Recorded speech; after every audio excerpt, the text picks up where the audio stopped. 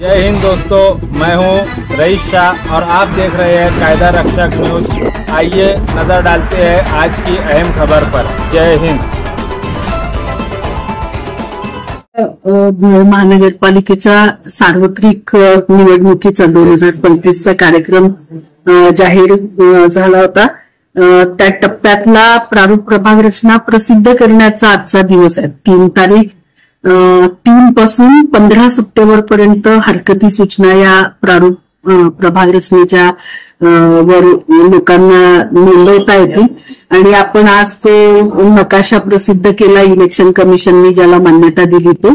आणि हा नकाशा आपला इथे आपल्याला महापालिकेमध्ये बघायला मिळेल। आमची जी वेबसाईट आहे महानगरपालिकेची dhule.corporation.org, त्या वेबसाईटवर पण हे सगळे नकाशे आम्ही अपलोड केलेले आहेत। एक मोठा 19 प्रभागांचा नकाशा प्लस प्रत्येक प्रभागनिहाय नकाशे आणि त्याच्या सीमा, हद्दी, खुणा हे सगळं टाकून आपण प्रसिद्ध केलेलं। याला सगळ्याला मान्यता 1 तारखेला इलेक्शन कमिशनने दिली होती या प्रारूप प्रभाग रचनेला।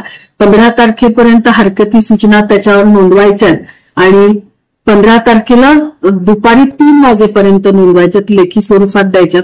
महानगरपालिकेचं आपलं ऑफिस आणि मुख्य प्रशासकीय इमारतीमध्ये आम्ही काही क्लार्क आणि यांची सोय केलेली आहे हिंदवरच्या सेक्शनमध्ये। तिथं नागरिकांना या लिखित स्वरूपामध्ये सूचना आणि हरकती नोंदवता येतील, तर त्या जास्तीत जास्त लोकांनी नोंदवाव्यात।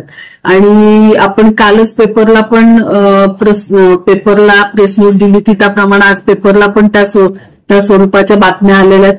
मागच्या वेळीप्रमाणेच 2018 प्रमाणेच आपले 74 सदस्यांची निवडणूक असणार आहे आणि 19 प्रभाग आहेत। त्या 19 प्रभागातले प्रभाग क्रमांक 1 ते 17 हे 4 सदस्यीय प्रभाग असतील आणि 18 आणि 19 हे 3 सदस्यांचे प्रभाग असणार आहेत। आणि इलेक्शन कमिशनच्या ज्या गाईडलाईन होत्या, नॅचरल बाउंड्रीज, रस्ते आणि बाकीच्या त्यांच्या ज्या दिलेल्या सूचना होत्या त्या सगळ्याचा अंतर्भाव करून आपण प्रभाग रचना केलेली आहे।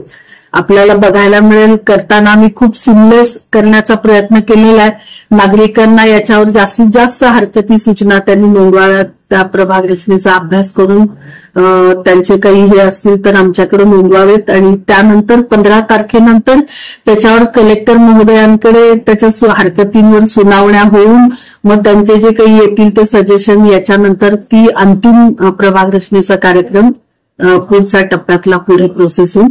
पण 15 तारखेच्या 3 वाजेपर्यंत दुपारी जास्तीत जास्त नागरिकांनी याच्यावर आपल्या हरकती नोंदवायच्या।